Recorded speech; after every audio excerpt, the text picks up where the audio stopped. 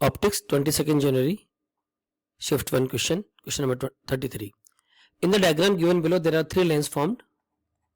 Considering negligible thickness of each of them as compared to R1 and R2, R1 is the radius of curvature for upper and lower surface of the glass lens. ये बीच वाला lens है glass lens, इसकी अपर वाले की radius of curvature आपको दे रखी है R1 और नीचे वाले सरफेस की दे रखी है आपको R2. ठीक है.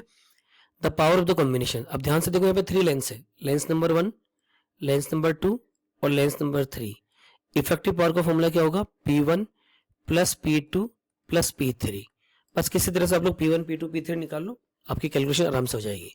अब P के लिए आप क्या लिखते हो? फॉर्मूला क्या है P का? 1/f equal to mu glass upon mu surrounding minus 1/R1 minus 1/R2.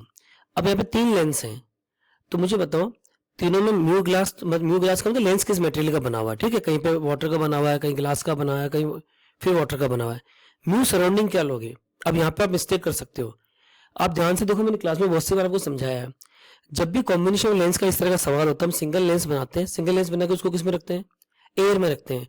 तो म्यू सराउंडिंग तीनों लेंस में क्या लेना है? एयर लेना है. और एयर का म्यू कितना होता है? 1. Is it clear to all of you? अब मैं P1 के लिए लिख रहा हूँ, P1 is given by mu glass. ये किसका बना हुआ है? वाटर का बना हुआ है. देखो पहले वाला लेंस को देखो, पहले वाले लेंस के डिजाइन कुछ इस तरह से है.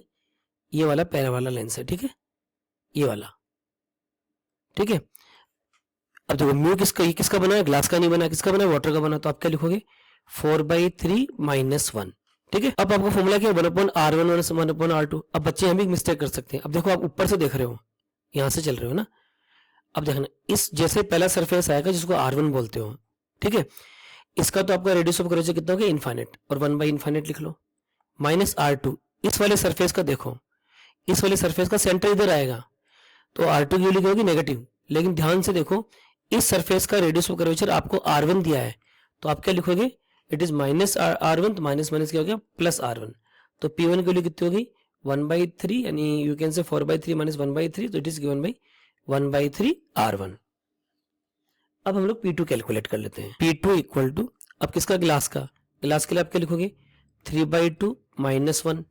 अब इस सरफेस को देखो, एक तो रेडियस ऑफ कर्वेचर ये लेंगे हम काम में यहाँ पे, और एक रेडियस ऑफ कर्वेचर हम ये वाली काम में लेंगे, ठीक है. अब 1/R1 माइनस R2, वापिस वही बात, आप इधर से जा रहे हो, पहले ये वाली रेडियस काम में आ रही है और इसका सेंटर उधर की तरफ है, तो ये नेगेटिव हो गया. तो आप क्या लिखोगे? माइनस 1/R1 माइनस, अब ध्यान से देखो तो आपका R2 भी नेगेटिव है, वो भी उधर जा रहा है, तो माइनस माइनस कितना हो गया? Plus 1/R2. तो आप इसको सोल्व करोगे. 3/2 minus 1 is given by 1/2 and you can decorate it 1/R2 minus 1/R1. अब लास्ट लेंस देखो, इसके लिए मैं लिखूंगा P3 इक्वल टू, वाटर का बना हुआ है, 4/3 माइनस 1. अब इस लेंस को ये वाला सरफेस ले हुआ है ना, इस तरह से है ना, ये नीचे से हो गया आपका प्लेन, ठीक है जी.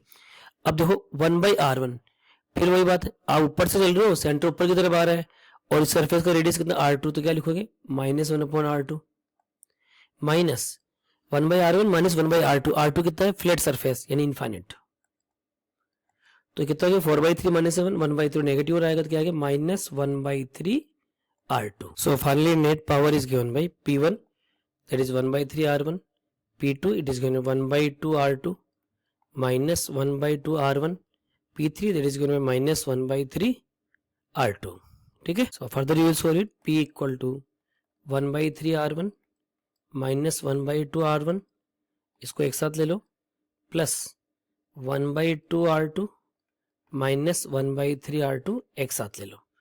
तो P इक्वल टू, यहाँ आ गया 3 2 6 R1, तो ये कितना हो गया? 3 2 6, 2 माइनस 3, 2 3 6, माइनस 1 आ गया, इट इज माइनस 1, प्लस यहाँ पे फिर 6 ले लो, ये R1 है, इसको कर लो 6 R2, 2 3 6, 3 2 6, 1 आ गया. तो ये आ गया बेसिकली आपका माइनस 1/6 R1 प्लस 1/6 R2. अब आप ऑप्शन से चेक करो, माइनस 1/6 R1 और माइनस माइनस प्लस 1/6 R2, तो ऑप्शन 1 आ गया. So right answer of the problem is option 1.